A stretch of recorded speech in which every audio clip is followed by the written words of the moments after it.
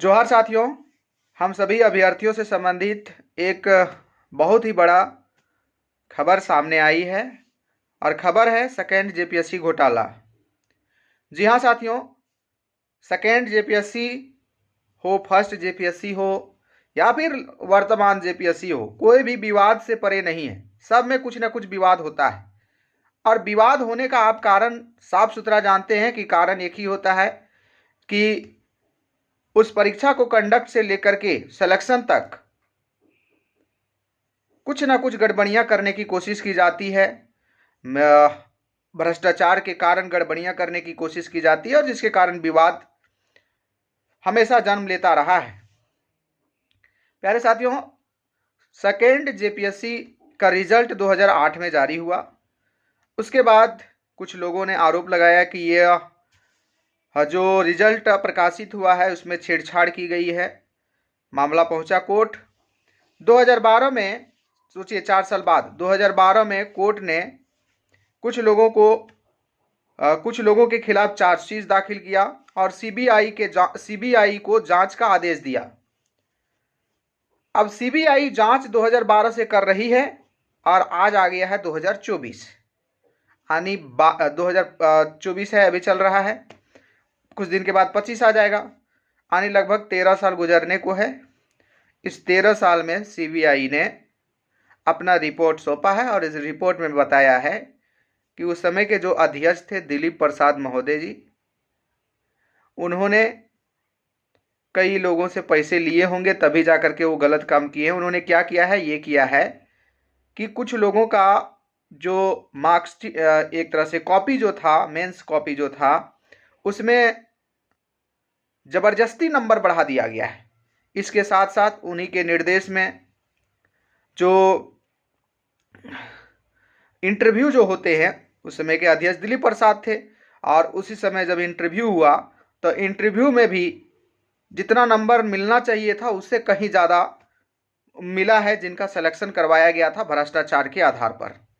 सोच सकते हैं कितना बड़ा अभिशाप इन्होंने किया है, कितना बड़ा पाप इन्होंने किया है, कितना बड़ा धोखा किया है झारखंड के साथ और झारखंड के हमारे युवाओं के साथ।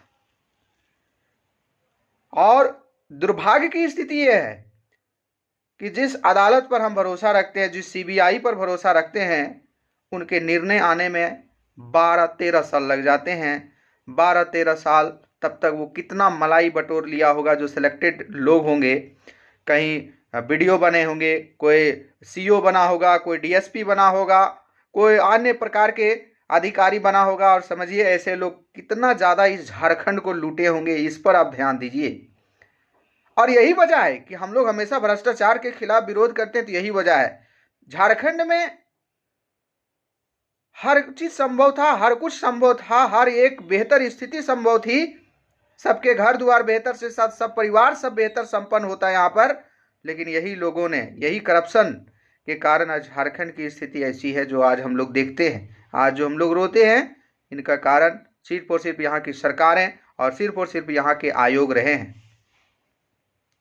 प्यारे साथियों, ठीक है, हम लोग वैदिक सभ्यता के अंतर्गत एक पढ़ते हैं उपनिषद। वैदिक सभ्यता की जानकारी हम लोग जानते हैं, कई स्रोतों से साहित्यिक स्रोतों से हमें मिलती है। उसमें से एक उपनिषद भी है और उस उपनिषद के अंतर्गत है एक मुंडको उपनिषद, जिसे एक वाक्य लिया गया है, सत्यमेव जयते। आप लोग सुने होंगे, लगभग बहुत जगह लिखा हुआ मिलता है, हमारा भारत राष्ट्रीय प्रतीक में भी देखने को मिलता है।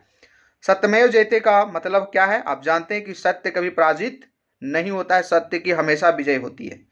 देर से सही सत्य यदि सामने आया है, सत्य की जीत हुई है। और इस सत्य के आधार पर पूरे अभ्यर्थी, पूरे साथी, हम सभी लोग यही डिमांड करते हैं कि जो भी दोषी सामने आए हैं, 32 लोग तो एकदम रंगीन दोषी हैं, हालांकि 70 लोगों के खिलाफ चार्जशीट है। अब जो अध्यक्ष हो, जो सदस्य हो और जो अभ्यर्थी जो इस काम करवाए हैं, मैं अभ्यर्थियों को भी नहीं छोड़ रहा हूं, क्योंकि ऐसे लोगों को भी जब तक सजा नहीं मिलेगी आपके साथ न्याय नहीं होगा। तो जो लोग अभ्यर्थी है, जो ये सेटिंग गेटिंग करवाया है और जो सेटिंग गेटिंग करने वाला है, सबका नाम आ गया है सामने। हम बात अब देखिए, अब यहाँ पर दिक्कत क्या है? दिक्कत ये है कि सीबीआई जब इनके खिलाफ कार्रवाई करेगी, इनको जेल भेजेगी या इनको फांसी पर लटकाएगी, इसके लिए जरूरी है सरकार की सहमति। अभी वर्तमान में कौन सरकार है? गठबंधन की सरकार है, महागठबंधन की सरकार है। आज हम सभी आह्वान करते हैं कि महागठबंधन की सरकार इस विषय को बहुत ही सीरियस लेगी और महागठबंधन की सरकार ऐसे लोग जो इस प्रकार से जेपीएससी में घोटाला करके, उस जमाने के जो हमारे युवा सोचिए 12 लोग उस समय जब बाहर हुए होंगे, उसमें से कई लोग होंगे, 12 लोग तो यहाँ पर आंकड़ा बताया गया, बाकी हमको लगता है कितने और भी लोग होंगे जो करप्शन पैसा दे करके सेटिंग गटिंग करवा के ढुके होंगे, वीडियो सीओ बने होंगे। उन सभी का तो जिंदगी चमक गया, घर बना लिए होंगे, रांची दुनियादारी जगहों में घर बना लिए होंगे, बेहतर तरीके से शादी कर लिए होंगे और ना जाने क्या क्या उनके जीवन में सब कुछ आ गया होगा। लेकिन इस करप्शन के कारण वो बेचारे अभ्यर्थी जो बाहर हुए होंगे उस समय काल में, और 12 साल के बाद आता है मामला, न जाने कितने लोग जो नॉर्मल एक फेयर एग्जाम होता, कितने गरीब लोगों का सिलेक्शन हुआ होता, जो मेहनती लोग थे उनका सिलेक्शन हुआ होता, वो सब बाहर हो गए होंगे। सोचिए उनका दर्द क्या होगा, उनका क्या कसूर था।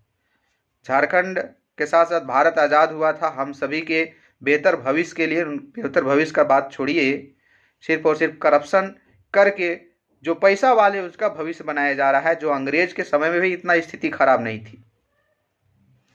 खैर, हम सभी डिमांड करते हैं, पूरा सभी साथी के साथ ये विद्यार्थी की आवाज़ डिमांड करता है कि जो भी दोषी हैं उनको जेल नहीं, उनको फांसी दीजिए।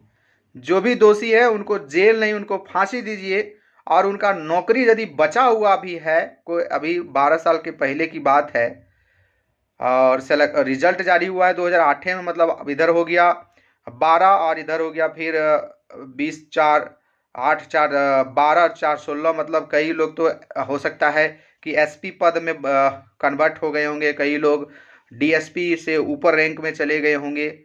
इन सभी को नौकरी से बर्खास्त करना चाहिए और जो अध्यक्ष जिसके नेतृत्व में हुआ उनको फांसी पर लटकाने की हम लोग मांग करते हैं। और जो अभी एसपी बना हो, डीएसपी बन करके भी सेवा कर रहे हो, तत्काल इनको पद से बर्खास्त करना चाहिए और इनको सश्रम कारावास के साथ जिंदगी भर के लिए, जो भी एज बचा हुआ है, सलाखों के पीछे डालना चाहिए, जेल में बंद करना चाहिए और इसमें तुरंत कार्रवाई होना चाहिए। ये हम लोग मांग करते हैं। धन्यवाद साथियों, जोहार।